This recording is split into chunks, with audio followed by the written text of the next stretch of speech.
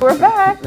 Good morning, and we are back, of course, and we're just getting our second conversation for this morning started, and we're talking all about a webinar that is talking about decoding the financial industry and also speaking a little bit about ethical financial practices. And we have representatives from the Belize Association of Insurance and Financial Advisories, and they are hosting a webinar all about it. So we are joined by Amy Forte, who is the Vice President of BELAIFA, and we also have Nasima Reyes, who is a mental health counselor and is going to also be a speaker on the webinar. Good morning, ladies. Good morning. And thank you for joining us. Thank you for having us. This is a very interesting topic to tackle, and I'm sure one that a lot of people are interested in hearing about. Can you talk a little bit about behind the scenes and how it is that the idea for this webinar came about? All right, so as you mentioned, we are the Belize Association of Insurance and Financial Advisors, and so we are charged with advocating and spreading awareness for financial literacy. With the change that we've had with COVID, you know, everything has changed. Before it was physical networking. I mean, you wouldn't hear of, can I call Marlene and say, Marlene, I have some ideas I want to share with you. Can we speak over Zoom? Marlene would be like, no, you can come over, you know. And so a lot has changed, but what we want to emphasize is that at the end of the day, there is still that fiduciary duty to our clients. There is still that integrity and confidentiality that we have to uphold. And so really it's a reminder. There has also been an influx of new persons in the industry. And so we want to reiterate there's a certain standard that we have to maintain for our clients. So Dr. Donnelyn Myvitt, President of Belize Center for Training, she will be talking to us about that and maintaining the standard in the virtual world that we're now operating in. Now, you know, stepping back to, I think, the work that BELAIFA does, you very much, you're also working previously in fundraising for other organizations. So while you're helping out clients, you're also assisting organizations like the Kidney Association of Belize. How is that aspect going? Well, it's been challenging like everything else because as you mentioned, we normally host the Red Gala every year, and that's one of the biggest fundraisers that we do for them. And so we haven't forgotten them. For every registrant that we get in the webinar, there is $5 that is going towards the Belize Kidney Association. So yes, we're still working with them. Yeah. And looking at the conversation about the ethics in financial industry, how does mental health tie in? Well, mental health ties into everything that we do. And given the dynamics that the pandemic has changed and shifted everything in our lives, it is important for everybody to incorporate that balance that we all need in order for us to, as Amy mentioned, we need to have the financial freedom. We also need to have that mental awareness and the mental capability to be able to produce the best of ourselves and create that balance. Yeah, yeah. Now, the lineup that you have, the group that you have, so it'll be looking at business and professional development. You have mental health. Talk to us about how you put together this composition of persons. All right, so again, it goes back to the current situation that COVID has created where, you know, we're not able to meet physically. And so all the dynamics have changed, everything has changed, and we need to adapt. So while we're tackling the ethics in the virtual world, we also have to be cognizant that, you know, we can't market ourselves the same. And so in there, we do have creating your digital footprint, you know, marketing ourselves on social media. A lot of us are like, not everybody's a Marlene, right? That can just put ourselves out there and be graceful about it. I'm still not good with doing that on social media. Maybe we should have gotten you to tell us the secret, right? Yeah, but that's a part of it, you know, creating that digital footprint, selling yourself on social media, how to appeal to your target audience. Yeah. And then again, like Nasima says, I mean, all of it, I mean, I have gone from being just a working mom to being a stay-at-home mom to being a teacher, you know. So while I'm working, I have to balance all these things, and it is mind-boggling. Everything has changed. And so I was just mentioning to her that sometimes, you know, you have a bad day, you have a bad meeting. My bed is right next door. I just want to go in there and just sleep it out, but I can't do that, you know. And so it's important that while we're telling people, these are the standards you have to uphold, this is how you get out there and reach people, you know, online. There's still a balance that we need to maintain. How do we create that space? And that is where Nasima comes in to help us. That is create so that true. balance. It also, I guess, gives you an insight into what your potential clients or clients are experiencing. Correct. Yeah. And Nasima, have you, let's say, have you also heard feedback from, let's say, it doesn't even, I suppose not even people just within the industry, but in general about how people are maybe finding it difficult to sort of balance all of the things that perhaps, you know, like just some of the stuff that Amy had mentioned? Yes, of course. There is a lot of feedback on social media, on everybody hear the noise, especially with the kids being home from school and everything like that. And the dynamics changing, like I mentioned, with you being at home, and then you have to manage your kids, you have to manage your work at the same time, and you have to work on being happy while doing it. So that is where my segment comes in. I'm giving some tips on how to create a happy workspace from home. And that is very difficult because, you know, from the past, home was our little safe haven where we got away from work. So now going at home and then it becoming intertwined, it's just a little confusing for the brain. So then we have to recondition ourselves and create that little space and have boundaries and all those tips that you need to just be mindful of and intentional in creating a happy workspace from home.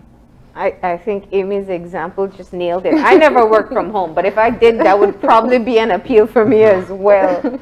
But I like the let's move into the ethics if we could, because where the the pandemic has allowed us to tap into the potential for technology, the business etiquette rules have not caught up as much. And so I wanted to talk about, you know, what you imagine will be explored at the webinar about how to know, you know, when's the right time to send messages, what you should expect for results, what medium should you use. Should you WhatsApp everybody, or should you go traditional email, or do you go phone calls? If somebody wants to do something in person, how do I politely say, I feel more comfortable with Zoom? These are ethical dilemmas that did not exist pre-COVID. Yeah. Yes, and so not giving too much away, yes, all of those will be addressed. And also, like you rightly said, the medium. Before, it would have been comfortable for you and I to meet because you're there, you know that whatever you're sharing, it's not going anywhere, there's no recording. But now on a Zoom call, how do I know somebody else is not in the room? How do I know I'm not being recorded? That sort of thing, right? So those are the some of the things that we will be addressing and coaching our other colleagues in the industry to say, you know, this is how we go about it. We have to be able to earn and maintain our clients' trust. And we do that by upholding these standards. We carry ourselves a certain way so that we can give them that level of comfort. And you know, earlier you mentioned that there was, especially since the pandemic, an increase in people who are coming into the industry. And based on that, have you seen any sort of, let's say, mistakes or people not following the best practices? If so, maybe you can give some examples. Why, you know, that show why this sort of a webinar is sort of necessary for people to learn about. Well, I'm sure, I mean, in everything new, there will be hiccups. And so really, this is us just coming out there and say, let us hold your hand, let us carry you forward. It's an investment in yourself to develop, you know, and to be able to build your portfolio. So while we're not going to be, I wouldn't call out anything specific, I would say it's a safety net. Before it happens, let's catch it. Yeah. And, you know, even expanding further, if you're reaching out to people with new services, it's a tough financial time. So how do you factor in that in the webinar and getting people up to speed with being realistic with people with their financial goals? And so while you rightly said it's a tough time, I think more than ever COVID has put forefront and center in our faces that there is the need to plan. There is the need to make sure that we have something to fall back on. And so I think it has become more important for persons to meet with us. And when we meet with persons, it's not to say you have to do this today. It's to look at where you are. What can we do to get you to where you need to be? And so it's taking that that first footstep and building relationships. Yeah. And will you help in couching the conversation in the right way? Because one, money talk is still very taboo. I'm sure all of your participants will know that. But secondly, some may see it as insensitive if you say you should start saving with us or investing with us, and things are in a tight financial crunch. Well, money talk is taboo, but then there's this stigma against mental health as well. So both are in the same kind of boat. And so the insight then is then to just become more aware of yourself, know your capabilities. What I offer is just for clients, for people, individuals to be mindful and just know what they're capable of. And a part of that is, and very important part of that is planning. And that's where Amy's specialty is in the financial aspect. And for me, it's for you to become aware of your capabilities and what you need to get to a certain goal. So. And then even with planning, and with the importance of planning, I should say, one of the other things that has come out, especially from the pandemic, is that things can be unpredictable as well. So is that also going to be an aspect talking about how to deal with perhaps hiccups or roadblocks along the way? From a mental health perspective, Nancy, about how. I'm sorry, could you repeat? I'm just saying, you know, if the pandemic has brought on also some unpredictable circumstances. Of course, so many. Exactly. So, so I was asking if there's also going to be a little bit of talk about how to manage that, you know, perhaps when things don't go exactly to plan. Yes, yes. We're going to have several tips. We're going to have some insightful tips, some games, some giveaways, some interaction, some much needed social interaction, because the isolation, like Amy mentioned, when you're at home, away, you don't have that direct contact with somebody that you would normally have within the office. For you to do, if you're having a bad day or something goes wrong and you're not making your quota, for you to just, you know, tap your friend or your colleague to the side and say, you know what, let us have a distraction or something to calm you down. But you're forced within that little space at home, if you're working from home, to then just stay in that negativity for a little while unless you have some tips to manage those. That's interesting. Now, what's been the response since you have announced that you'd be having the webinar? We have had quite a bit of sign up. And so it's just first to encourage people to continue to do it while we are targeting the financial industry. We did mention, you know, we will be talking about creating your digital footprint. So entrepreneurs, it's open to everyone. Everybody can learn from it, because in anything that you do, you have to maintain a certain standard in order to keep your clients, you know, to build that trust with them. And of course, mental health speaks to everybody. We want to create that balance in our lives. Yeah, you know, and I was thinking as you were speaking just now with the concept of planning, you know, while there are a lot of people struggling with anxiety right now. Even if they were diagnosed before, they still have challenges with keeping up. And sometimes countering that anxiety is having a good plan in place. Right. That's whether it's financial or coping. And I also want to mention that even before the pandemic, people had crisis, people had distress, people had loss in their lives. So before the pandemic, there was this need in the workplace and for individuals to have these tips, to have these managing skills, for them to take them through, to have these outlets, to know where to go to see a professional if they need help, if they needed help. Now the pandemic is just highlighting the importance of mental health in the workplace.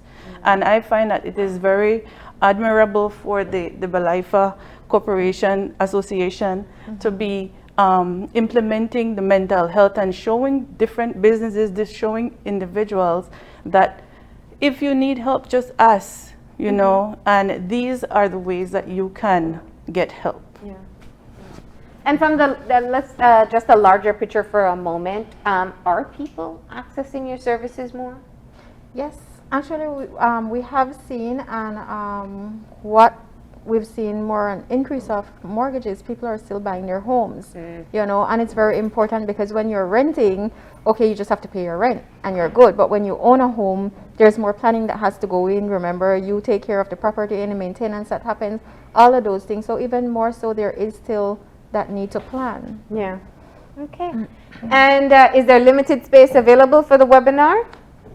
Well, at this time, it's not, we still have enough space to get people on. We do have an early bird fee cost of $35. Okay. And that ends on the 14th of October. The webinar is on the 20th. Yes. So for the last week of the webinar, if you wait until the last week, then you pay an extra $5. It's $40 then. Okay. And if you want to get, and if you want to sign up, or if you want to get maybe more information, what are the best places to get that info?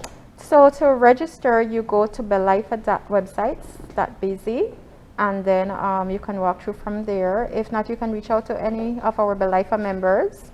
Myself, 610-4399, and on the landing page itself of the registrant, then it does have our email address where you can reach out to us. Okay.